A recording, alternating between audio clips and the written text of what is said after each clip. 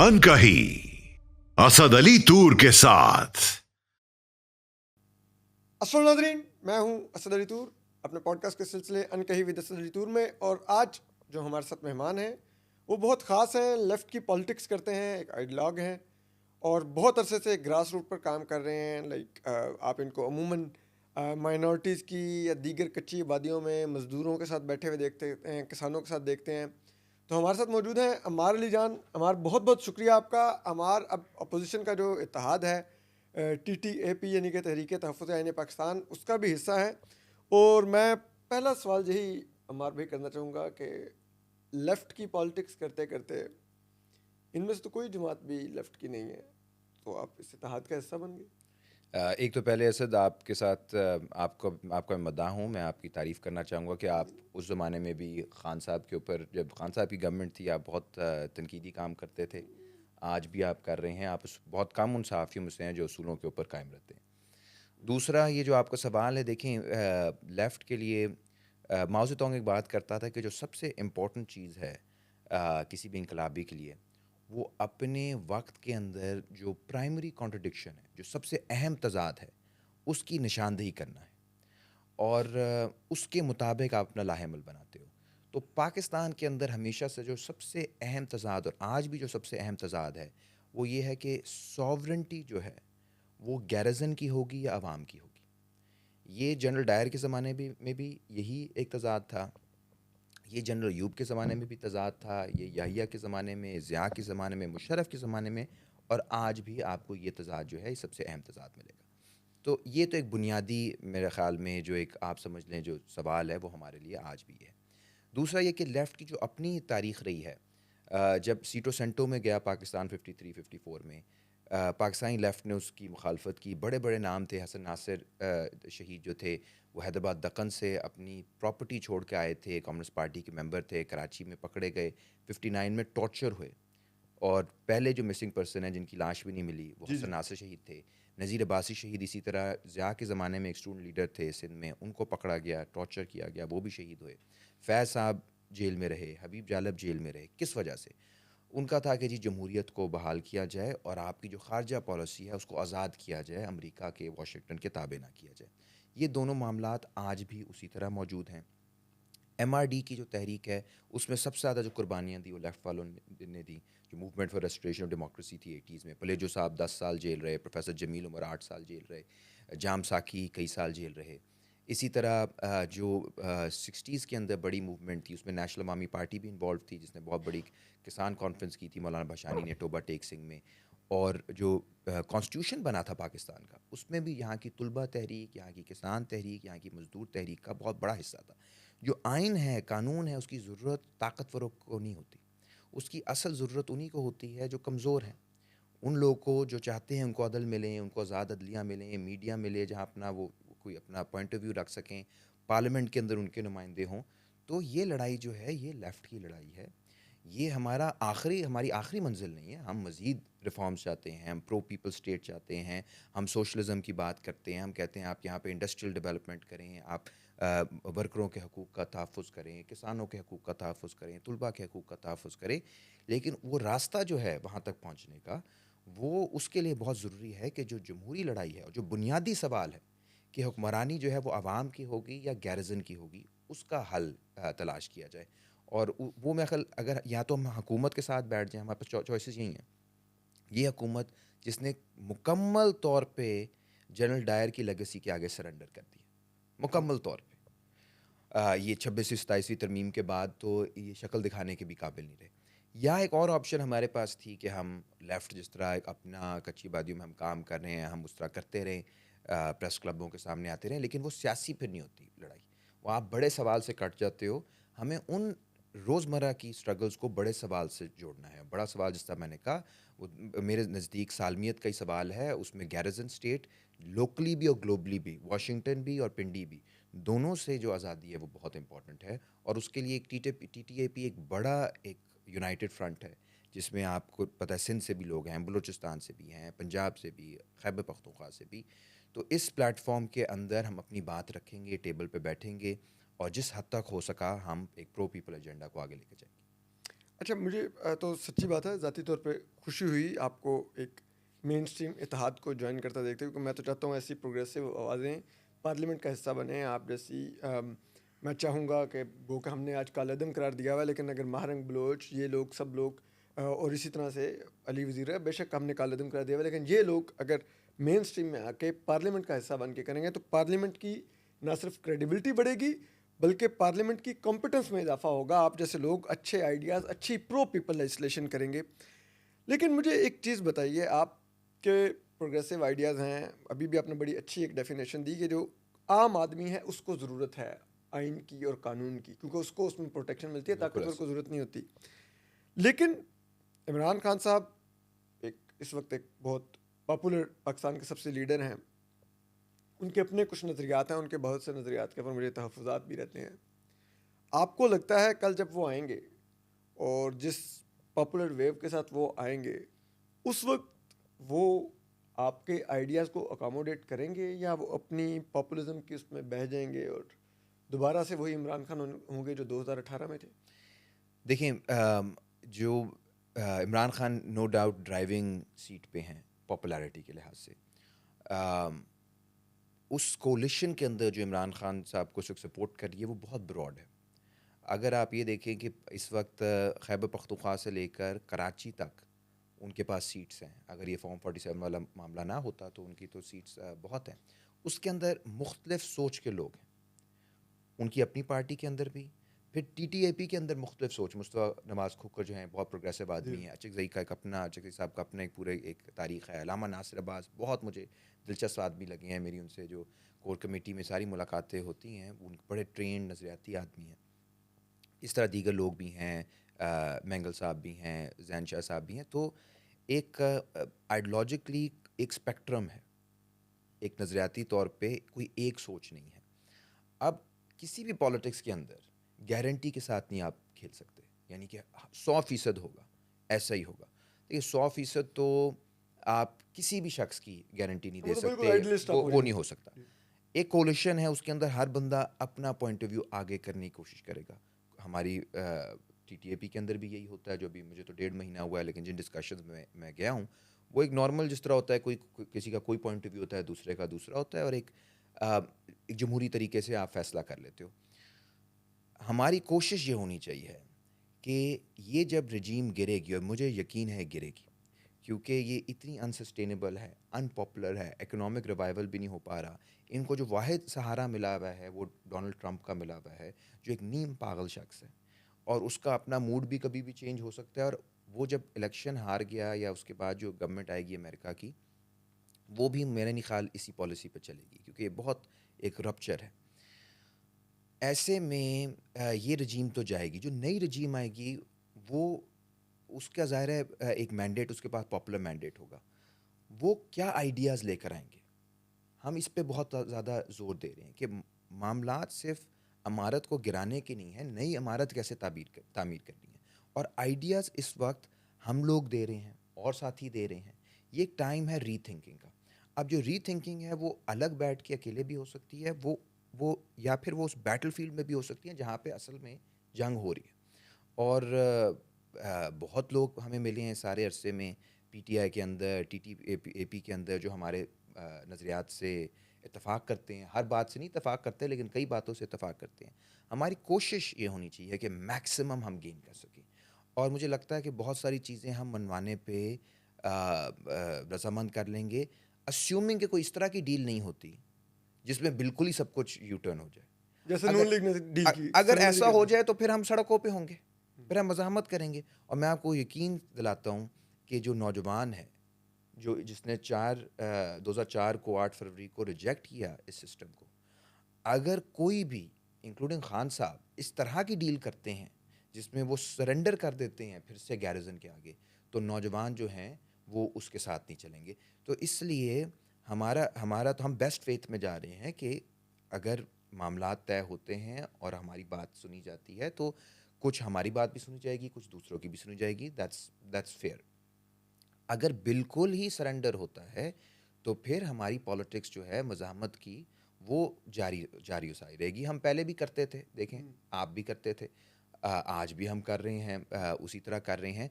सो हमें कभी भी एक शख्स के ऊपर सारा निसार नहीं करना चाहिए। वी आर होपिंग, जिस तरह मैंने कहा, बेस्ट फेथ में हम होप कर रहे हैं कि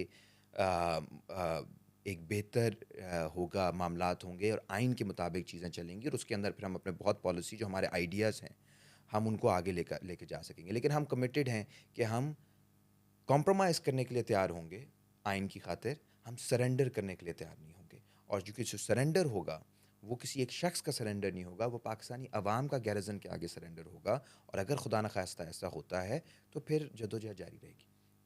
अच्छा, मुझे अब एक चीज़ बताइए, आपका जो इनिशियल टारगेट है मुल्क में इस इत्तेहाद में रहते हुए, इस इत्तेहाद का भी, वो मुल्क में गवर्नमेंट की तब्दीली है, फ्रेश इलेक्शन है, या इमरान खान साहब की रिहाई है? क्या टारगेट लेकर आप लोग चल रहे हैं? देखिए, मेन चीज़ है आइन की बहाली। मेन जो टीटीएपी का अगर आपने पढ़ा हो सारा जो उनका मैनिफेस्टो है, वो जो मिनिमल एजेंडा है वो ये है कि आप आइन को बहाल करें, जमहूरियत को बहाल करें। जो अथॉरिटेरियन पॉलिसीज़ हैं उसमें जो आपके पॉलिटिकल प्रिजनर्स हैं उनमें खान साहब भी हैं, महारंग बलोच भी हैं, अली वज़ीर भी हैं, डॉक्टर यास्मीन राशिद साहिबा भी हैं और दीगर लोग भी हैं, उन सब को रिहा किया जाए, वो उसका हिस्सा है। मिसिंग पर्सनस के ऊपर बहुत स्ट्रॉन्ग पोजीशन है, मिलिट्री ऑपरेशंस के ऊपर बहुत स्ट्रॉन्ग पोजीशन है, मीडिया पे जो कदगनें लगी हैं उसके ऊपर बहुत स्ट्रॉन्ग पोजीशन है। ये एक पैकेज है, इसमें कोई एक चीज़ जो है वो मेन चीज़ नहीं है। अगर एक चीज़ आप कह सकते हो मेन है तो आइन की बहाली, उसके साथ फिर 15-20 चीज़ों का एक पैकेज है। बाकी ये है कि फ्री एंड फेयर इलेक्शंस हों, वो ज़ाहिर है, क्योंकि बुनियाद जो सारी लड़ाई की है वो यही है कि जो कि 8 फरवरी 2024 को हुआ। 8 फरवरी से पहले जो लड़ाई लड़ी जा रही थी वो पीटीआई के लिए लड़ी थी। 8 फरवरी के बाद क्लियर हो गया कि मामला जो है वो किसी एक पार्टी का नहीं है, ये एक ओवरऑल सिस्टम का मामला है। और सारी आपकी जमहूरियत बेमानी हो जाती है अगर इस तरह से, यानी दिन दहाड़े इन्होंने जिस तरह से डाका डाला है वोट पे, तो फिर तो कोई कैंपेन करने की या कोई इलेक्शन लड़ने की या किसी भी चीज़ की ज़रूरत नहीं है। आप बस अपने सेक्टर कमांडर से आपकी ठीक हो तो आप पार्लियामेंट में हो तो उसी तरह का पार्लियामेंट होगा। अभी ये 27वीं तरमीम है, ये 127वीं तरमीम भी करवाना चाहे तो करवा लेंगे इस पार्लियामेंट से। सो इसलिए वो एक बहुत इंपॉर्टेंट चीज़ है कि फ्री एंड फेयर इलेक्शंस हो। आई थिंक ये कॉम्प्रोमाइज़ पाकिस्तान के लिए भी अच्छा है, ये इस्टेब्लिशमेंट के लिए भी लॉन्ग टर्म में अच्छा है। इन्हें समझ नहीं आ रही कि किस तरह से अभी बलूचिस्तान के जो हालात हैं और दीगर जगहों पे जो कुछ हो रहा है, इनके हाथ से चीज़ें स्लिप हो रही हैं। और जो जियोपॉलिटिकल अनसर्टेनिटी है उसमें हम चाहते हैं कि एक बॉर्डर्स के ऊपर एक मजबूत फ़ौज हो हमारे पास। देखिए, मेरा ज़ाती तो ये ख्याल है, इंडिया वाले मामले के अंदर भी बड़ा क्लियर हुआ कि आपको एक स्ट्रॉन्ग फोर्स चाहिए, लेकिन अगर वो अपना काम करे तो बहुत अच्छा है। अगर वो इस तरह दखल अंदाजी करेगी तो ये 1980s 90s नहीं है। इतनी ज़्यादा अनसर्टेनिटी है कि फिर दुश्मन इसका फ़ायदा उठाएगा, जो उठा रहा है। जब अवाम आपके साथ नहीं है तो उससे जो खलीज है उसका फ़ायदा उसको मैनिपुलेट करते हैं फॉरेन पावर्स भी। सो बेहतर यही है कि जो असूल जिनका तयन कर लिया गया था 73 में, उनके मुताबिक चला जाए, उनको उसको मज़ीद बेहतर बल्कि किया जाए, ना कि हम रिवर्स में जाएं। वो ना सिर्फ जमहूरियत के लिए नुकसान होगा, ना सिर्फ पाकिस्तान के लिए नुकसानदेह होगा, बल्कि इस्टेब्लिशमेंट के लिए भी नुकसानदेह होगा, क्योंकि उनकी अपनी पोजीशन भी वीक होती जाएगी।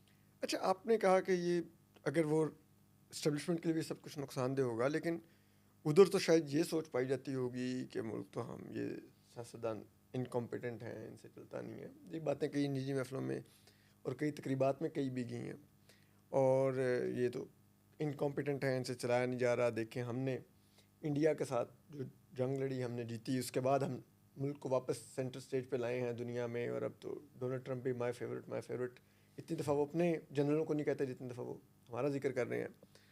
तो वो कहते हैं कि देखें SIFC है, तो क्या आपको नहीं लगता कि ये सब इदारे तो ज़्यादा बेहतर मुल्क चला सकते हैं क्या, कैबिनेट वगैरह ये? देखिए, अब वो हमारे पास 78 साल का एक्सपीरियंस है ना, तो पाकिस्तान अगर इस वक्त आप कहीं कहीं पे भी सर्वे करवा लें पाकिस्तान के अंदर, किसी भी अंडर 30 अंडर 40 किसी भी शख्स का, वो पाकिस्तान रहना चाहता है या छोड़ना चाहता है। तो जो इतनी अच्छी इनकी गवर्नेंस रही है, वो ज़रा बता दें। SIFC अगर इतनी अच्छी चल रही होती तो किधर हैं आपके डेवलपमेंट प्रोजेक्ट्स? आप ज़रा आके उस दिन चेंबर ऑफ कॉमर्स की देखें, जो उन्होंने प्रेस कॉन्फ्रेंस की है।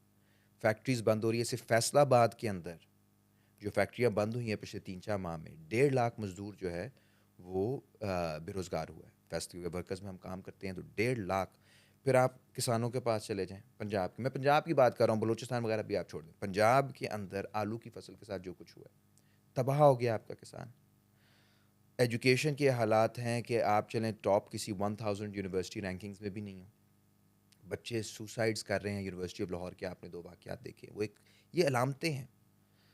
पूरा सिस्टम कलैप्स कर रहा है। सिर्फ एक चीज़ में आप अच्छे हो कि आपने प्रोटेक्ट किया है इंडिया के खिलाफ, और मैं उस पर खुश हूँ।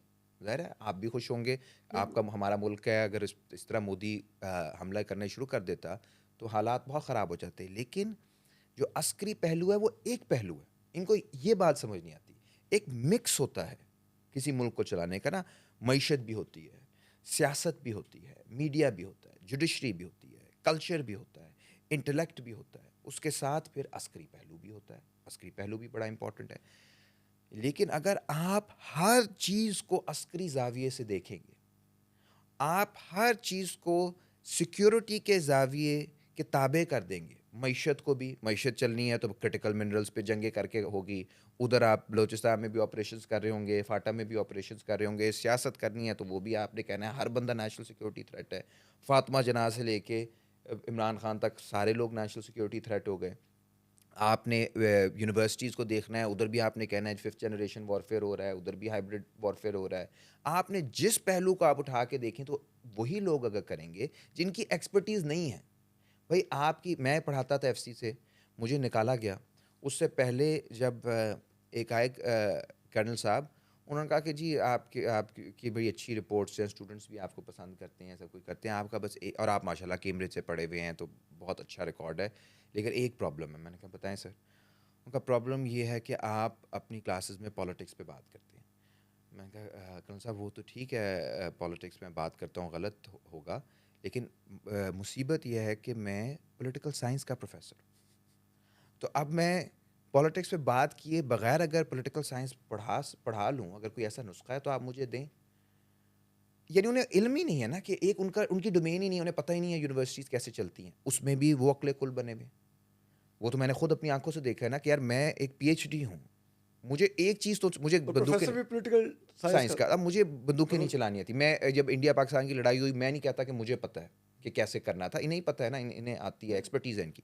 कुछ मेरी भी तो एक्सपर्टीज़ होगी ना, कुछ एक फैक्ट्री में जो मशीनें चला रहा है उसकी भी एक्सपर्टीज़ होगी, कोई एक टीचर की भी होगी, डॉक्टर की भी होगी, आपके लॉयर की भी होगी।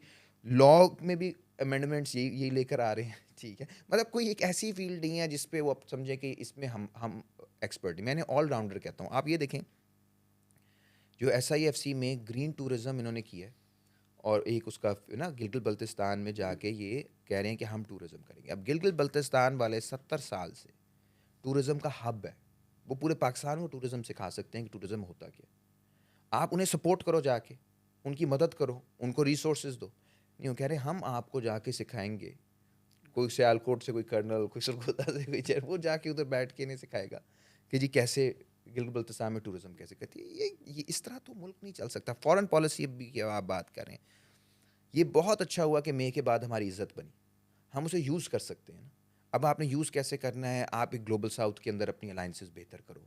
आप अमेरिका से ही बनाओ, लेकिन ये भी देखो कि खलीज पैदा हो रही है, कनाडा अमेरिका के दरमियान, यूरोप अमेरिका के दरमियान। अपने आप को इंडिपेंडेंटली प्लेस करो। हम ये नहीं कह रहे आप अमेरिका से जंग कर दो, लेकिन प्लेस करो इंडिपेंडेंटली कि कहाँ करना है। आप कह रहे हो आई सल्यूट यू, आप कह रहे हो जी नोबेल प्राइज़ के लिए आपको देंगे, आप कह रहे हो कि बोर्ड ऑफ पीस में ये कहते हैं जी मुसलमान ममालिक की वजह से हम गए। आपने सबसे पहले ट्वीट किया, आप मुसलमान ममालिक को वहाँ लेके गए, आपने लीड किया मुस्लिम ब्लॉक को वहाँ पे, मुस्लिम ममालिक ने नहीं किया। आपने एक ऐसे टाइम पे 1953-54 में जब आप गए थे, उस वक्त तो उभरता हुआ साम्राज्य था अमेरिका। आज तो जवाल पजीर है जब अपने उसके जो रवायती दोस्त हैं, कनाडा, फ्रांस, स्पेन, वो उससे दूर हो रहे हैं। आप ना सिर्फ खुद डूबती कश्ती में आपने छलांग लगाई, आपने बाकियों को भी मरवा दिया, मुसलमान मुल्कों को, और आप कह रहे हो कि जी बड़ा ज़बरदस्त फॉरेन पॉलिसी हमारी हो गई। आप जो जो इम्कानात पैदा हुए हैं ना मई के बाद, उनको जमहूरियत की जो यहाँ पे कमी है और एक बहस की कमी है, उसकी वजह से वो सारे इम्कानात एक एक करके हम ज़ाया कर रहे हैं, सारी अपॉर्चुनिटीज़ हम ज़ाया कर रहे हैं।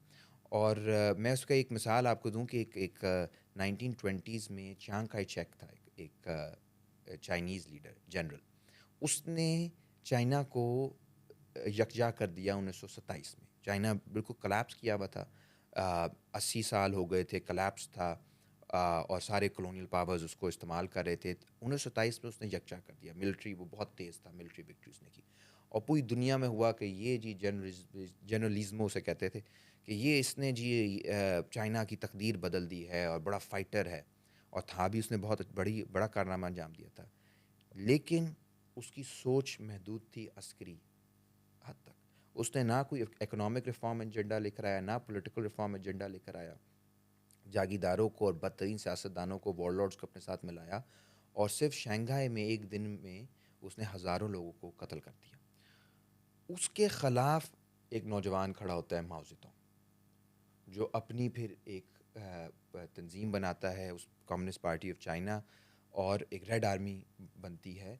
और वो बुनियादी जो फ़र्क करते हैं कि यार यहाँ तक ये ठीक था चियांग काय शेक, इसने चाइना को यूनाइट किया अस्करी पहलू से, लेकिन ये अस्करी पहलू से आगे जा ही नहीं सका, और उसकी वजह से चाइना की ये हालत होगी कि 1930s में जापान ने उसके ऊपर कब्ज़ा कर लिया पूरा। और फिर माओ ने आज़ादी दिलवाई चाइना को, क्योंकि उसने कहा कि जब तक आप इस मामले को, अस्करी मामले को, सोशल इश्यूज से, इकोनॉमिक इश्यूज से, पॉलिटिकल इश्यूज से नहीं जोड़ोगे, तो अस्करी विक्ट्री हमेशा जो है वो टेम्पररी होती है। Political and economic wins are decisive in the long run, और उस तरफ इनका कोई ध्यान नहीं। अच्छा, वो मैं आपसे एक चीज़ पर मुकम्मल इत्तेफाक करता हूँ। मैं उमूमन कहता भी हूँ तो यार, मुल्क रेजिमेंट नहीं होता, ठीक है, कि आपने बिल्कुल डिसिप्लिन करके चलाना है। मुख्तलिफ ख्याल के लोग होते हैं, मुख्तलिफ आइडियाज़ होते हैं, मुख्तलिफ एक्सपर्टीज़ के लोग होते हैं, और वो सब मिलकर मुल्क चलाते हैं। आप ये डिसिप्लिन नहीं कब कर सकते एक मुल्क को। तो मुझे ये बताइए कि अब, लेकिन हमें लग रहा है कि बहुत ज़्यादा डिसिप्लिन करने की हमें कोशिश की जा रही है, कोई इख्तलाफ राय ना हो, कोई बात ना करे, कोई तनकीद ना करे, कोई नया आइडिया ना दे। तो इतनी यूनिफाइड अप्रोच से और एक यकतरफा ट्रैफिक से, आपको लगता है कि पाकिस्तान बतौर मुल्क और बतौर माशरा आगे बढ़ सकता है? नहीं, बिल्कुल भी नहीं। देखिए, कुछ ममालिक होते हैं, जैसे अरब ममालिक में आप वन पार्टी स्टेट्स कर सकते हो। उनकी अपनी, हर मुल्क की अपनी अपनी तारीख होती है। चाइना की अपनी तारीख है, अरब ममालिक की अपनी तारीख है, पाकिस्तान की अपनी एक यूनिक तारीख है, जिसमें ये बहुत ज़्यादा एक डाइवर्स ग्रुप था, लिंग्विस्टिक, खसूसी तौर पे जो हमारा नेशनल क्वेश्चन जिसे हम कहते हैं, वो बहुत डाइवर्स है। हमारे फ़िरके हैं, हमारे यहाँ तबकात हैं, सोच है बहुत, क्योंकि यहाँ पे कॉलोनियलिज्म भी रहा, तो आप देखें एक एक्सटर्नल इन्फ्लुएंस भी है, उसके दरमियान भी क्लैशेस हैं, लिबरलिज्म, लेफ्टिज़म, इस्लाम की मुख्तलिफ शक्लें हैं, फिर और किस्म की कंजर्वेटिज़म्स। ये हमारे जो माशरा तश्कील हुआ है जदीद बरसग़ीर आप कह लें, और फिर उसके अंदर पाकिस्तान भी, वो एक बहुत प्लूरल एक्सपीरियंसेस के साथ, प्लूरल हिस्ट्रीज़ हैं हमारी, कई तरफ से आपको दायरे मिलेंगे जो मिल के इस समाज को बना रहे हैं। तो इस तरह के समाज के अंदर अगर एक शख्स कहेगा कि इसको हमने टॉप से चलाना है, और इसको, जिस तरह आपने कहा कि जी रेजिमेंटेड तरीके से हमने चलाना है, तो वो तो नामुमकिन होगा, नामुमकिन, क्योंकि जो इंटरेस्ट हैं मुख्तलिफ ग्रुप्स के, वो भी अलाइन नहीं करते। आपको कॉम्प्रोमाइज़ करना पड़ता है, कॉम्प्रोमाइज़ के लिए नेगोशिएशंस करनी पड़ती है, नेगोशिएशंस के लिए पब्लिक बहस करनी पड़ती है, अपनी अपनी कंस्टिट्यूंसीज़ को मनाना पड़ता है। अगर आपने किसी को भी साथ मिलाना है, पाकिस्तान बना भी इसी तरह था, इसको स्टिच टुगेदर करना पड़ा था ना, क्लियर नहीं था कि बलूचिस्तान साथ आएगा नहीं आएगा, खैबर पख्तूनख्वा आएगा नहीं आएगा, सिंध के क्या डिमांड्स थे, पंजाब के क्या थे, बंगाल के क्या थे, बड़ा एक मामलात आपस में, इसमें डायलॉग था। वो कुछ हद तक ठीक हुआ, कुछ हद तक नहीं हुआ, लेकिन उसकी जो कंडीशन ऑफ पॉसिबिलिटी जिसे हम कहते हैं कि उसका अगर उसने कायम रहना है, तो वो यही है कि आपको मुसलसल एक डायलॉग में रहना पड़ेगा एक दूसरे के साथ। जब ये सारा डायलॉग करके आपको कि हमारा एक इंटरेस्ट है, और उसको आप वेग सा एक इंटरेस्ट बना दो, नेशनल इंटरेस्ट, वो नेशनल इंटरेस्ट नहीं होगा, वो किसी एक शख्स का, एक अदारे का, एक महकमे का इंटरेस्ट होगा। वो उसके फिर डॉलर्स भी बनेंगे, उसका पैसा भी, जो हमारी तारीख में होता रहा है, वो जंगों के ज़रिए हो, किसी और चीज़ के ज़रिए हो, वो नेशनल इंटरेस्ट आपको बॉटम अप लाना पड़ेगा, कि सब लोग का आपस में डायलॉग के बाद, वो जब आपस में आप उसको बुनोगे और एक उसमें से कुछ चीज़ बनेगी, उसको आप कह सकते हो दिस इज़ पाकिस्तान इंटरेस्ट, क्योंकि it then reflects the interests of different elements that constitute Pakistan. और लोग होते हैं ना मुल्क, और उसके अंदर उसकी डाइवर्सिटी, अगर लोगों की डाइवर्सिटी रिफ्लेक्ट नहीं होगी, मेजॉरिटी भी काफ़ी नहीं है, क्योंकि पाकिस्तान इतना डाइवर्स है, मेजॉरिटी तो पंजाब है, मेजॉरिटी भी सफिशेंट नहीं है। आपको even minority, religious minority, ethnic minorities, उनको साथ मिलाना पड़ेगा। बलूचिस्तान का क्लियरली आपके सामने है, अस्करी तौर पे तो अब कोई नहीं हरा सकता ना, वो बलूचिस्तान इम्पॉसिबल है, उसको गवर्न करना भी बहुत मुश्किल है। लेकिन वहाँ पे ये एक्सपेक्ट करना कि जी क्योंकि बलोच डेमोग्राफिकली इतने थोड़े हैं कि वो इस तरह मिलिटरीली जीत जाएंगे, वो इम्पॉसिबल है। तो स्टेलमेट रहेगा। उस स्टेलमेट को ख़त्म करने का बेस्ट तरीका यही है कि पॉलिटिकल लीडरशिप से बात करें, सोशल मूवमेंट से वहाँ बात करें। लेकिन अगर आपने अना का मसला बना लिया तो 25 करोड़ के मुल्क को एक बंदे की अना के ऊपर कुर्बान करना, ये एक बहुत बड़ी ट्रेजेडी है। ये पहले भी हुआ, बंगाल में भी हुआ, अब फिर अगर इस तरफ जाएगा मामला तो कुर्बानी आप दे रहे होगे इस मुल्क की, आप कुछ बेहतर नहीं कर पाओगे, क्योंकि it's too diverse this country to be run like that. और मैं आपसे इत्तेफाक करता हूँ, देखें, क्योंकि सेनेट ऑफ पाकिस्तान, उसका बुनियादी फ़लसफ़ा ये है कि हर सूबे को, बेशक के आबादी उसकी मुख्तलिफ है, लेकिन हर सूबे को इक्वल रिप्रेजेंटेशन है बिल्कुल। सेनेट में, ताकि कोई छोटा सूबा मार्जिनलाइज ना रह जाए लेजिस्लेशन में, दीगर चीज़ों में। लेकिन अब देखें, एक चीज़ है, अभी ईमान मज़ारी और हादी अली चट्ठा ट्वीट्स, वो भी पॉलिसी से इख्तलाफ, तनकीद, राइट्स की बात कर रहे हैं, उस पर 17 साल कैद की सज़ा। इसके बाद आपको लगता है कि इस मुल्क में कोई इख्तलाफ राय की गुंजाइश बची है, कोई स्पेस रह गई है इतने, जिसे कहते हैं, हार्श देखिए, ये तो ईमान और हादी वाला जो हुआ है, इसने सबको शॉक किया है।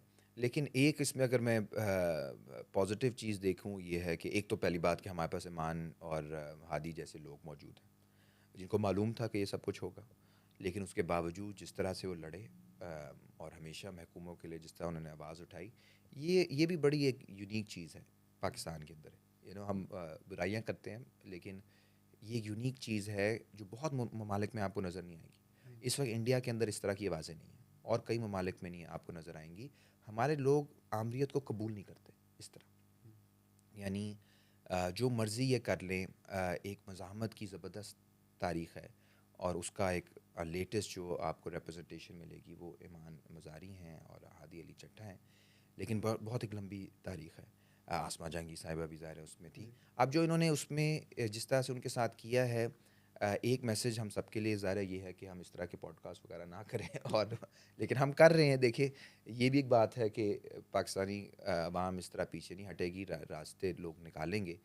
लेकिन दूसरा ये कि ये ख़ुद कितने खौफसद है, ये भी बहुत अहम है।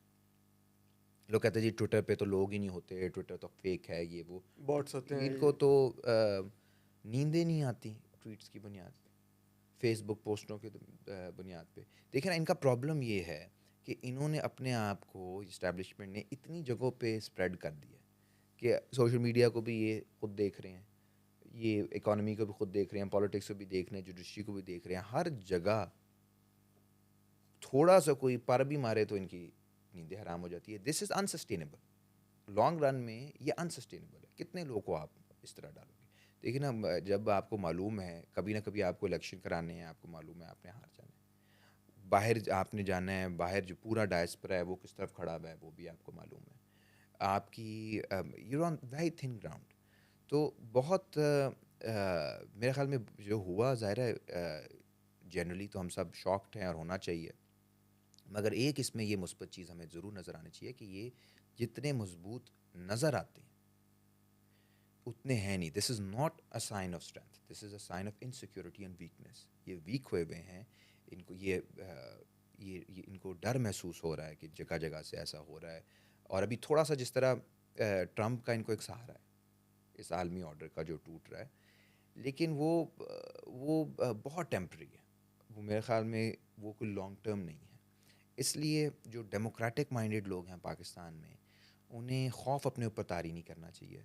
ये जद्दोजहद में होता है। 80s में आप देखें प्रोफेसरों को 8-8 साल, मैंने प्रोफेसर जमील उमर का जिक्र किया, 8-8 साल जेल हुई, होता है।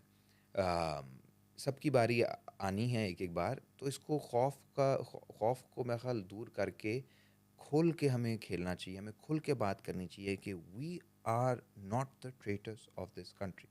जो आइन की बात कर रहे हैं, जो जमहूरियत की बात कर रहे हैं, जो इस मुल्क की सालमियत की बात कर रहे हैं, जो अवाम की सालमियत की बात कर रहे इंसानी हैं, हकूक़ की बात करें। इंसानी हकूक़ की, हम लॉयल हैं पाकिस्तान के साथ।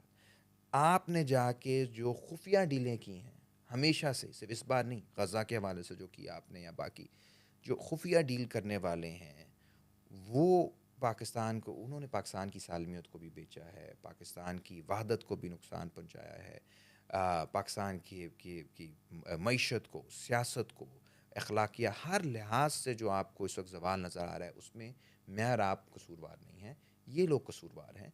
तो ये जो इन्होंने फैक्ट्री लगाई हुई है हुबुल वतनी के सर्टिफिकेट देने की, ये एक जाली फैक्ट्री है, जाली सर्टिफिकेट है।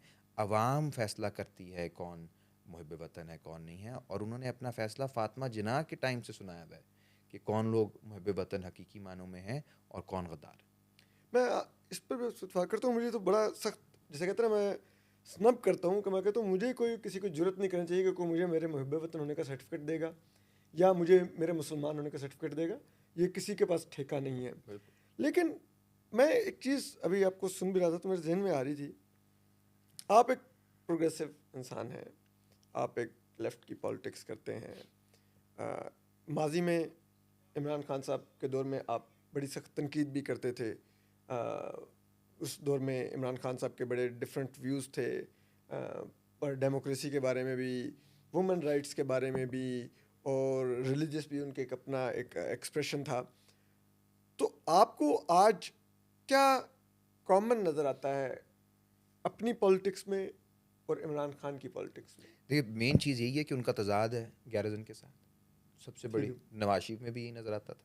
ठीक देखें, तजाद है, और देखें, जैसा मैंने कहा, ये नहीं हो सकता कि हमें लगे कि कोई हम डिलूजनल हो जाएं कि जी कोई बहुत बड़ा इनकलाब आ जाएगा। लेकिन पाकिस्तान के अंदर जो तजाद है, ये बड़ा अहम तजाद है, और उसको जो भी पार्टी लीड करेगी उसके साथ किसी ना किसी लेवल पे आपकी हमदर्दी होगी, राइट? क्योंकि इस वक्त वो लीड कर रहे हैं।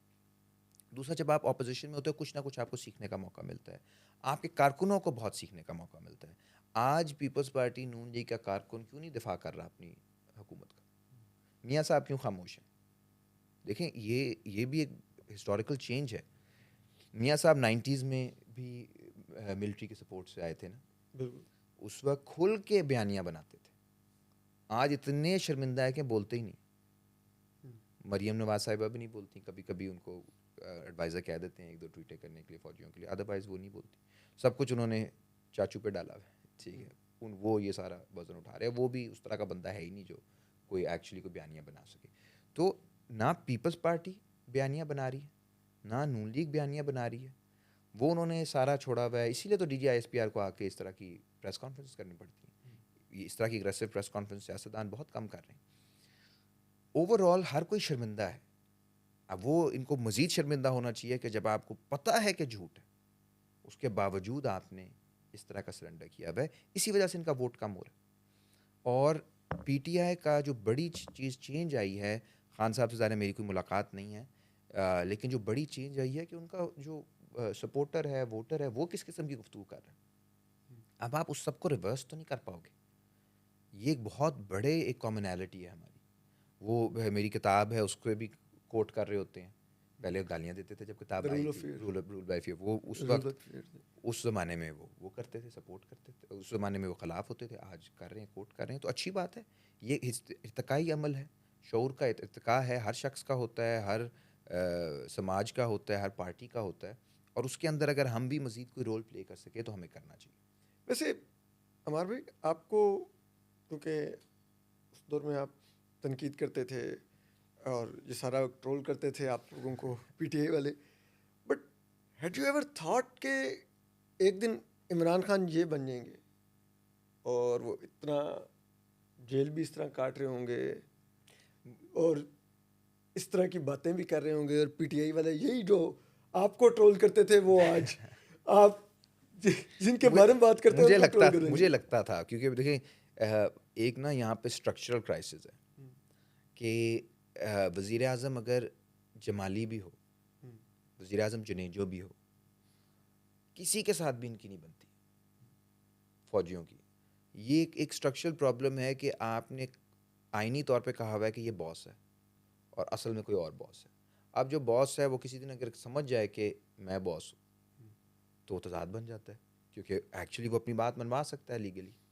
ठीक है। पूरा ट्रेडिशन ये है कि बॉस ने अपने आप को बॉस नहीं समझना। अब ये ऐसा स्ट्रक्चर है जिसमें जिस तरह मैंने कहा, छोटे लोग जो इतने बड़े नाम नहीं थे, जुनेजो साहब हो गए, जमाली साहब हो गए, वो नहीं चल सके। तो भुट्टो साहब ने कहाँ चलना था, बीबी साहिबा ने कहाँ चलना था, मियाँ साहब ने कहाँ चलना था, इमरान खान जो हैं वो एक जेन्युइनली पॉपुलर तो हो चुके थे, कहाँ चलना था। तो ये आइडिया तो था कि ये स्ट्रक्चरल प्रॉब्लम तो है जो कि बनेगा ही बनेगा। और जब वो बना, आई थिंक खान साहब ने एक अच्छी चीज़ की कि फ्रंटल अटैक किया। वो 2023 तक क्लियर हो गया था कि he is in a mood to fight. और मैं इस चीज़ में नहीं यकीन रखता था जो लोग कहते थे कि जी ये जेल नहीं काट सकेंगे, ऐसा नहीं हो सकेगा। जब आप उस लेवल पे ऑपरेट कर रहे होते हो, जब आपके पीछे इतनी सपोर्ट होती है, और उस तरह से भी वो अदरवाइज़ भी फिज़िकली फ़िट आदमी है। लोग इस पे भी बात करते थे, पता नहीं फ़िज़िकल फ़िटनेस है नहीं, बाकियों के मुकाबले में तो ठीक ठाक ही थे। सो वो एक कमिटमेंट आ जाती है उस सारे में ना, तो वो उन्होंने किया। और मेरे ख़्याल में उनको भी एक टाइम पे आइडिया हो गया था कि इस तरफ मामला जा रहे हैं। सो मैं तो खुश हूँ इस बात से कि ये एक तज़ाद बना है। इसकी रेजोल्यूशन भी होनी चाहिए। आई होप इसकी रेजोल्यूशन जल्द हो, खून खराबे के बग़ैर हो।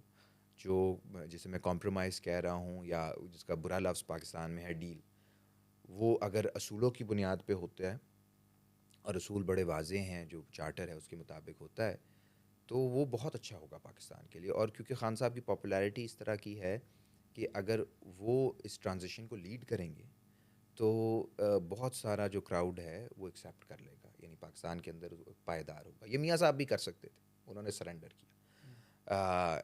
बीबी भी कर सकती थी, उनको मौका नहीं दिया गया।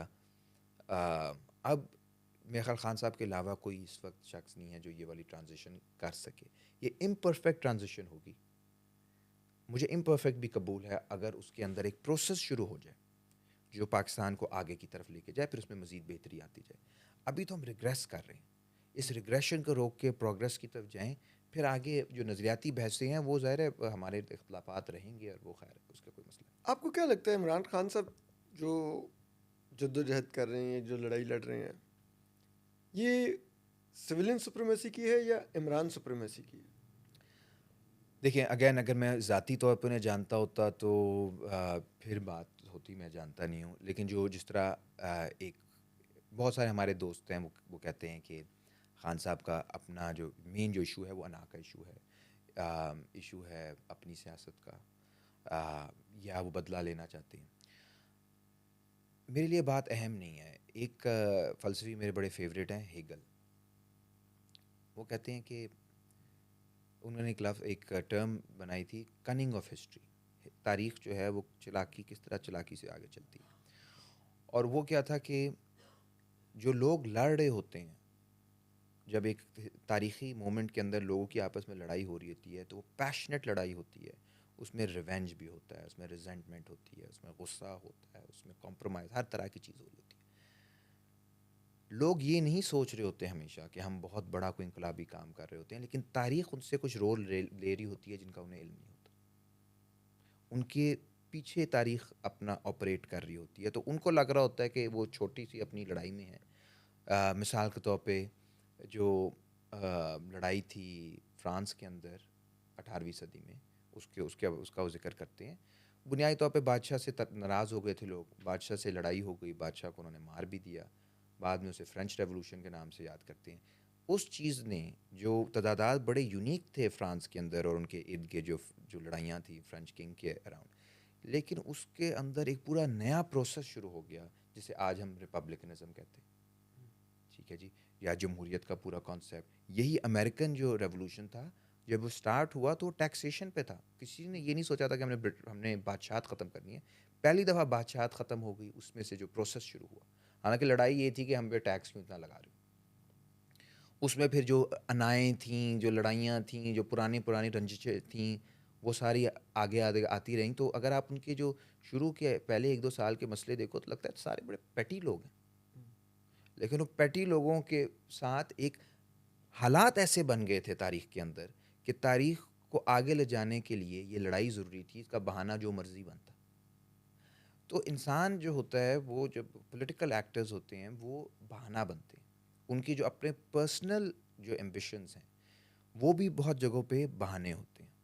अब वो पर्सनली जो मर्ज़ी उनकी वजह हो, यही हो कि अना का मसला मिसाल के तौर पे आप लगा लें, अना है जो खान साहब वो जेल से नहीं, वो कॉम्प्रोमाइज़ नहीं कर रहे, उससे भी तारीख़ी अमल आगे जा रहा है, ये कनिंग ऑफ हिस्ट्री। वो अगर ज़ात वापस आके वो ये भी सोच रहे हो कि हमने ये कर दूंगा वो कर दूंगा, उससे भी अमल आगे जा रहा है कि ये पीछे हो रहे हैं। और जो आखिरी फाइनल डील मिलेगी वो फिर सबको ये मिल के होगी, उसमें टीटीए भी इन्वॉल्व होगी, उसमें कॉम्प्रो यानी उसको नरम करने वाली चीज़ भी होगी ना, कि ये वन मैन डिक्टेटरशिप की तरफ नहीं बात जा रही। सो अगेन मेरे लिए ये इम्पोर्टेंट नहीं है कि खान साहब खुद क्या सोच रहे हैं, ज़्यादा इम्पोर्टेंट ये है कि इस हिस्टोरिकल मोमेंट में उनका रोल क्या बन रहा है, और वो इस वक्त गैरिजन स्टेट को पीछे करने वाला रोल है। ये हमारे लिए सबसे ज़्यादा इम्पोर्टेंट बात होनी चाहिए, और इसमें से बहुत कुछ ऐसा निकल सकता है जो ख़ुद भी खान साहब ने ना सोचा, जो हमने भी ना सोचा, और बहुत बुरा भी निकल सकता है। ये भी खान साहब के गवर्नमेंट में आना is not the worst thing. Worst खुदा ना खास्ता ये भी हो सकता है कि पाकिस्तान के अंदर इम्प्लोजन हो जाए, कलैप्स हो जाए, वो भी एक नया तारीखी अमल शुरू हो जाएगा कि 25 करोड़ का मुल्क खुदा न खास्ता न्यूक्लियर पावर वो कलैप्स की तरफ जाता है, उस तरफ भी हालात जा सकते हैं। तो जो अना की लड़ाई होती है, जो भी लड़ाई है, आप उसको जो मर्ज़ी दे दें, उसके जो हिस्टोरिकल कॉन्सिक्वेंसेस हैं वो कुछ भी हो सकते हैं। वो प्रोग्रेसिव भी हो सकते हैं, वो रिग्रेसिव भी हो सकते हैं, वो केओटिक भी हो सकते हैं। और हमारा रोल ये होना चाहिए कि ये जो तज़ाद, जो रियल तज़ाद आपको नज़र आ रहा है, इस पे ऊपर जो भी लोग आपस में सोच रहे हैं, हम नीचे से किस तरफ इसको लेकर जा सकते हैं, डायरेक्शन दे सकते हैं, और जिस हद तक हम इसे प्रोग्रेस की तरफ ले जा सकते हैं, वो हमारी कोशिश होनी चाहिए। अच्छा, अब मैं ज़रा नून लीग और पीपल्स पार्टी की पॉलिटिक्स पर भी आना चाहूँगा। डू यू थिंक लाइक कि ये जो नून लीग है इसकी पॉलिटिक्स अब कभी रिवाइज हो सकती है? क्योंकि ऐसा लगता है कि जैसे जो पाकिस्तान का स्पेशली यूथ है विच इज़ मोर देन 60%, और इस वक्त तो वो बज़ाहिर ओवरवेलमिंगली इमरान खान साहब की तरफ इंक्लाइंड है, और उसकी शायद मुझे लगता है कि वो इमरान खान साहब की मकबूलियत से ज़्यादा इस निज़ाम की नफ़रत है जिसके इमरान खान नुमाइंदा हैं। आपको लगता है नून लीग अब कभी पंजाब में रिवाइज हो सकती है? मेरा नहीं ख्याल जी। देखिए, उनका जो रवायती वोटर है वो उनके साथ है अभी भी, मेरा जहाँ तक ख्याल है। अभी उन्होंने डेवलपमेंट ये जो बसंत वगैरह सब कुछ कर रहे हैं, वो एक ख़ास तरह का एक रवायती वोटर है, वो वापस चला जाएगा। लेकिन पाकिस्तान के डेमोग्राफिक्स इतने चेंज हो गए हैं, अब अगले इलेक्शन में 2.5 से 3 करोड़ नया नौजवान आ रहा है। नौजवानों को, जिस तरह आपने बिल्कुल ठीक कहा, कि नफ़रत है सिस्टम से, और क्यों ना उनको कुछ, उनके पल्ले कुछ भी नहीं है, ठीक है, वो उनका स्टेक नहीं है सिस्टम में, कुछ भी नहीं ना रहा, ये सिस्टम उनको कुछ दे रहा है। कुछ दे रहा है, वो बहस का हिस्सा भी नहीं है, वो उनके लिए जॉब्स नहीं हैं, उनके लिए अपॉर्चुनिटीज़ नहीं हैं, और उनको नज़र आ रहा है कि इनके पास दौलत जो है वो बढ़ती जा रही है, इनकी गाड़ियाँ बेहतर होती जा रही हैं, इनकी शादियाँ इतनी बड़ी हो रही हैं, सारी चीज़ें उन्हें नज़र आ रही है। एक नफ़रत की अलामत है जो बड़ी तेज़ी से, आपको याद है पीटीआई दौर में पीटीआई के ख़िलाफ़ भी हो रहा था, यानी ये यूथ जो है बड़ा रेस्टलेस यूथ है। अगले 10 साल में पाकिस्तान में बहुत बड़ी तब्दीलियाँ आ रही हैं पॉलिटिकल कल्चर में, और वो ये है कि मेरा नहीं ख्याल कि ना तो पीपल्स पार्टी अपने आप को रिवाइव कर सकती है पंजाब के अंदर, इवन कराची के अंदर वो फारिग हैं, वो एक इंटीरियर सिंध की फ्यूडल्स की पार्टी है। मुस्लिम लीग जो है वो रवायती धड़ों की पार्टी है पंजाब की, और वो रवायती धड़े, उनका जो कंट्रोल है कम होता जा रहा है। ये प्रोसेस जो है ये मज़ीद तेज़ होगा। सो ये दो पार्टियां एक टर्मिनल डिक्लाइन में है। तीसरी आपकी है पीटीआई। पीटीआई जब तक खान साहब पावर में नहीं आते उसकी पॉपुलैरिटी रहेगी। पावर में आने के बाद भी हमारी ख्वाहिश है कि अच्छी गवर्नेंस हो, हम कोशिश करेंगे उस कोalition का हिस्सा बने, लेकिन लॉन्ग टर्म में खान साहब के बाद पार्टी का क्या स्ट्रक्चर होगा, इस पर ये बहुत बड़ा सवाल निशान है, क्योंकि जो अंदरूनी मामलात हैं वो इस तरह के कभी कभी इनके बन जाते हैं। तो पाकिस्तान के अंदर एक नई लीडरशिप आएगी, और वो कौन आता है और मेरे ख्याल में एक लीडर नहीं होगा, कई लीडर्स होंगे। जिस तरह इंडिया 1990s के अंदर मुख्तलिफ एक प्लुरैलिटी बन गई थी, कई मुख्तलिफ ग्रुप्स थे जो कि सामने आ गए, कॉम्बिनेशंस थी मुख्तलिफ ग्रुप्स की आपस में। पाकिस्तान भी शायद उस तरफ जाए, और उसमें हमारी कोशिश यही होनी चाहिए कि जो प्रोग्रेसिव ख़यालात हैं, जो पाकिस्तान को तरक्की याफ्ता देखना चाहते हैं, पाकिस्तान के अंदर मैं तो ख्याल है इंडस्ट्रियलाइजेशन के ऊपर बहुत बहस होनी चाहिए। अगर लोगों को आपने नौकरियां देनी है, आज़ाद खारजा पॉलिसी, इंसानी हकूक़, बुनियादी जो आपके उस ये है कि इज़हार ख़याल की आज़ादी हो, मीडिया की आज़ादी हो, जुडिशरी की आज़ादी हो, इन ख़यालात के जो लोग हैं उनको, उनके पास भी मौक़े आएंगे कि वो चीज़ों को आगे लेकर जाएँ। तो ये एक लिहाज से बड़ा ख़तरनाक पीरियड भी है, बड़ा इंटरेस्टिंग पीरियड भी है, ट्रांजिशन का पीरियड है। जो लोग 1980s से पॉलिटिक्स पे हावी रहे हैं, वो और उनके बच्चे वो अब पीछे जा रहे हैं। यानी जो लोग 1950s की पैदाइश है ना, वो पाकिस्तान की पॉलिटिक्स को 1980s से कंट्रोल कर रहे हैं। वो अब आहिस्ता आहिस्ता पीछे जाने लगे हैं, उनके बच्चों की वो सपोर्ट नहीं है जो उनकी थी। और नई लीडरशिप सामने आ रही है, और उसमें मिडिल क्लास भी बहुत सामने आएगी। आप देखेंगे ऐसे लोग भी सामने आएंगे जो कि उस तरह से रवायती सियासत का हिस्सा नहीं थे। अभी पीटीआई ने साबित किया, जो उन्होंने कैंडिडेट, अभी भी अगर खान साहब किसी को भी टिकट दे दें उसके चांसेस बढ़ जाएंगे, पार्टी का वोट। So this is a change. रवायती धड़ों की कमज़ोरी है, और इन रवायती धड़े जो हैं वो स्टेटस को से कॉम्प्रोमाइज़ हमेशा चाहते हैं। तो ये इन पार्टियों का एक इनबिल्ट एक मजबूरी बन गई है, पीपल्स पार्टी की भी, नून लीग की, कि क्योंकि इन्होंने अपने साथ रवायती धड़े रखे हुए हैं, वो स्टेटस को के साथ इंक्लाइंड हैं, कॉम्प्रोमाइज़ करने पे। स्टेटस को बहुत अनपॉपुलर है, उसके साथ ये पार्टियां भी अनपॉपुलर हैं, तो ये कटते जा रहे हैं आवाम से। तो नई फोर्सेस के लिए अपॉर्चुनिटी, अभी तो सिर्फ पीटीआई के लिए अपॉर्चुनिटी है, और उसके साथ जो अलाइंड है, आगे जाके ये स्पेस मज़ीद खुलता जाएगा। अच्छा, एक मैं पीपल्स पार्टी की सियासत पर अगर एक सवाल करूं, हमने देखा जुल्फ़िकार अली भुट्टो साहब का अदालती कत्ल किया गया फौजी आमिर ज़ियाउल हक की तरफ से, कोड़े लगे उस ज़माने में सियासी वर्कर्स को, अपोजिशन को, सहाफ़ियों को। उसके बाद बेनज़ीर भुट्टो शहीद साहबा ने शहादत दी। पीपल्स पार्टी, अगर आप सिंध जहाँ पे उनकी बेस थी, सिंधी जुल्फ़िकार अली भुट्टो के बाद कभी भी प्रो इस्टेब्लिशमेंट नहीं हुआ फिर, और उसका नतीजा अगर हम देखें रिसेंटली कैनाल्स के इश्यूज़ पर सिंधियों ने निकल के उसको डिरेल करवाया, बिल्कुल बंद करके सिंध। लेकिन पीपल्स पार्टी अब प्रो इस्टेब्लिशमेंट हो चुकी है, तो क्या पीपल्स पार्टी भी फिर अब उसी अंजाम की तरफ बढ़ रही है जिस पर नून पहुंच चुकी है, कि वो बंदरून सिंध भी फिर आहिस्ता आहिस्ता, अगर उन्होंने यही सियासत करनी है कि जोड़ तोड़ और इस तरह की तरमीम पास करवानी है 26 और 27 में? जी जी, पीपल्स पार्टी तो पहले पहुंच गई थी ना। पीपल्स पार्टी तो नून लीग का मुस्तकबिल है। आप देखें, खैबर पख्तूनख्वा से आउट हो गए, पंजाब से आउट हो गए, गई नहीं अवाम के पास, कराची से आउट हो गए, बलूचिस्तान से अगर सरफराज बुगटी को आप पीपल्स पार्टी मानते हैं तो फिर पीपल्स पार्टी का वजूद है बलूचिस्तान में, वरना बलूचिस्तान से गायब हो गए। फिर कहाँ है पीपल्स पार्टी? पीपल्स पार्टी सिंध के डिस्ट्रिक्ट्स की, चंद डिस्ट्रिक्ट्स की पार्टी है, और वहाँ पे भी किस किस वजह से है वो आपको मालूम है। वहाँ पे जो सबसे ताकतवर लोग हैं वो उसका हिस्सा हैं।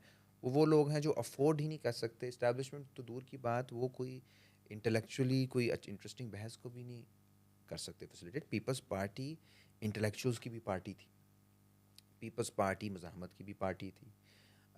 पीपल्स पार्टी जो है यहाँ पे रोशन ख्याल जितना भी था मामलात, 88 में आप सोचें ज़िया के फ़ौरन बाद एक ख़ातून जो हैं नौजवान, वो लीड कर रही पार्टी को, और गली गली मोहल्ले मोहल्ले में पीपल्स पार्टी का जो सपोर्टर वोटर दिफा कर रहा, और जो जितना जहरीला प्रोपागेंडा था उस बेनज़ीर वक्त। भुट्टो शहीद साहब का, जी जी जी जी, मौलवियों की तरफ से जो सरकारी मौलवी थे वो किस जी। किस्म का कर रहे थे, उसको शिकस्त दे के लाहौर के अंदर 6 एमएनए की सीटें जीत गए, इस जी। शहर में जो कंजर्वेटिव शहर है। और फिर आप देखें फैसलाबाद भी जीत गए, सिंध पूरा जीत गए, पेशावर में सीटें निकाली, सबसे बड़ी पार्टी बने। वो भी बड़ी धांधली धुंधली की थी असलम जी बेग ने, वरना वो आईजीआई बनवा आईजीआई दी क्या बनवा क्या दी, कुछ कर। एक वो शनाख्ती कार्ड वाली शर्त डाल दी लास्ट मिनट पे, वरना वो स्वीप कर रहे थे। तो ये पीपल्स पार्टी की कंट्रीब्यूशन थी। और अब की आप पीपल्स पार्टी देखें तो उसका उसका तो दिफा जो है, अब उन्होंने 26वीं तरमीम, वो इस्टेब्लिशमेंट ने अपनी शक्ल नहीं दिखाई, बिलावल साहब ने दिखाई, बिलावल साहब ने कैंपेन चीफ कैंपेनर थे उसके। फिर जी लड़काना में इस वक्त जो आपने देखा तकरीरें सुनी हो ज़रदारी साहब की, तो वो क्या थी, वो फील्ड मार्शल के बारे में तकरीरें थी। फिर अभी आजकल आप रिक्शे शायद आपने देखे हो लाहौर में, उसके पीछे जो तस्वीरें लगी हुई हैं बिलावल साहब की और फील्ड मार्शल की। सो this is a very different party, fundamentally different party, और उनका रोल कोई ना कोई रहेगा। ज़ाहिर है पॉलिटिक्स यहाँ पे ज़माने का प्लूरल है, तो ऐसा नहीं होगा कि पीपल्स पार्टी ख़त्म हो जाएगी या नून लीग पूरी तरह ख़त्म हो जाएगी, ऐसा नहीं होगा। और बिलावल एज़ फॉरेन मिनिस्टर, उनकी कुछ अचीवमेंट्स भी हैं, एक अच्छे फॉरेन मिनिस्टर थे, लेकिन जो पॉलिटिकल मोबिलाइजेशन है, पॉलिटिकल डायरेक्शन है, वो पीपल्स पार्टी उसको लीड करने की अब काबिल नहीं रही। ख़ास तौर पे जो ये सारा हुआ है, तरमीम वाला मामला हुआ है, उसके बाद तो बिल्कुल भी आई थिंक कोई उनकी तरफ लीडरशिप के लिए नहीं देख रहा। अब लीडरशिप कहीं और से आएगी, कहीं और से। आखिर में एक थोड़ा आपके साथ एक ज़ाती एक वाक़या है, अपने दोनों सुनाया भी हुआ है अपनी बुक लॉन्च पर इस्लामाबाद प्रेस क्लब में। मैंने कहा थोड़ा ज़रा व्यूअर्स के लिए भी हो जाए। आपने जब आपको एक दफ़ा उठा के ले गए थे तो वहाँ पे वो को आपको पठान समझ रहे थे, क्या वो वाक़या हुआ था? अगर आप थोड़ा ज़रा जी उसको। ये साहिवाल में मारा था एक फैमिली को, और उसके ख़िलाफ़ हमने एक एहतजाज रखा था, मुझे याद है 10 या 11 फरवरी 2019। उससे पहले अरमान लूनी एक टीचर थे बलूचिस्तान के, उनका जिनको मर्डर शहीद कर दिया गया, और उनके हक़ में एक मुज़ाहरा था, उस पर जाके मैंने तकरीर की। तो 4 बजे सुबह बेल बजी घर पे, और मेरी वाइफ ने मुझे उठाया। मेरी वाइफ अमेरिकन है, तो उन्होंने मुझे उठाया, उनका कोई आया है, वो कह रहा है पुलिस है, इंटरकॉम पे, ठीक। तो अब हमने ऊपर जाके देखा, उसमें आधे छत से ना, आधे लोग प्लेन क्लोथ्स में थे, आधे पुलिस में। तो मैंने उन्हें एक टैबी उनका नाम है, मैंने उन्हें कहा कि जी हम सरेंडर कर देते हैं, क्योंकि अगर इस तरह हुआ, अगर मज़ामत की तो मसला बनेगा। आपके वहाँ भी वाक़या हुआ तो आपको पता है कि क्या करना होता है, क्या नहीं करना होता। तो बहरहाल हमने दरवाज़ा खोला, मैं आया, मेरे पीछे टैबथा थी, और वो देख के परेशान हो गए। उनका कि यार ये हमें लगता था ये NDS का है एजेंट, अफ़गान एजेंट, ये तो CIA लग रहा है, तो हमारे एक अमेरिकन हमारे गोरी वही बैग ना, निकल ये तो गई। हमारे बॉस का बॉस है जी, तब करना क्या है? वो परेशान हो गए। अच्छा, अब टैबी जो हैं वो हैं भी टेक्सास से, तो बड़ी डाडी किस्म की है। तो वो मुझे ले जाने लगे, तो उसने पकड़ लिया, उसने कहा कि show me the warrant, warrant दिखाएं। तो वो ऐसा कहता है प्रोफेसर साहब आएँ, ऐसे एकदम से उसने टैबी ने खींचा कि नहीं वारंट पहले दिखाएं। तो बंदा कहता है कि इन्हें कहें कि वारंट हमने कभी प्राइम मिनिस्टर को नहीं दिखाया था आपको क्या दिखाना है? अच्छा, वो फिर अब हम उनको, मैं उन्हें कन्विंस कर रहा हूँ कि जाने दें, वो कह रहे हैं ना जाने दें। पुलिस वाले और वो एजेंसियों वाले इर्द गिर्द हो रहे हैं कि इनका रोमांस ख़त्म होगा, तो फिर हम इसको मैं अबडक्ट करेंगे। तो फिर वो कहता है यार आप, अब एक टाइम ये आ गया कि मैं, पुलिस और एजेंसियां, हम सब खड़े होकर टैबी को कन्विंस करने की कोशिश करें कि जाने दो, कुछ नहीं होगा। और वो कह रही नहीं आप जाने भी देगा अपने ठीक कैप्टन्स है के साथ मिलके एग्जैक्टली कन्विंस कर रहे वही हैं कि ना। यार ठीक और है, वो कह जाने दो। रहे नहीं जाने दूंगी। तो वो एजेंसी का बंदा कहता है कि यार आप कैसे हस्बैंड हो, आपकी वाइफ आपकी सुनती नहीं। मैंने कहा बस आजकल की ख्वातीन वो अपने हस्बैंड्स को किडनैप नहीं होने देती ठीक है, ये ज़माना बदल गया।